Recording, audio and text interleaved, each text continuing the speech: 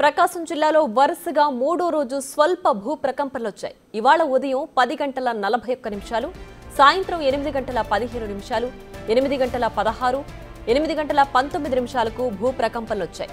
ముండ్లమూరు, సింగనపాలెం, శంకరాపురం, మారెళ్ల పరిసర ప్రాంతాల్లో భూమి కంపించింది. దీంతో ప్రజలు భయాందోళనకు గురయ్యారు. గత 2 రోజులుగా ప్రకాశం జిల్లాలోని ముండ్లమూరు, తాళ్లూరు మండలాల్లోని గ్రామాల్లో స్వల్పంగా భూ ప్రకంపనలు వచ్చాయి. గత 3 రోజులుగా ఇటు ప్రకాశం జిల్లా దర్శి నియోజకవర్గంలో స్వల్ప భూ ప్రకంపనలు వస్తున్నాయి. ఈ రోజు చూసినట్లయితే వరుసగా ఈ రోజు కూడా అయితే 3 రోజుల నుంచి కూడా అయితే ఈ యొక్క భూ ప్రకంపనలు వచ్చాయి.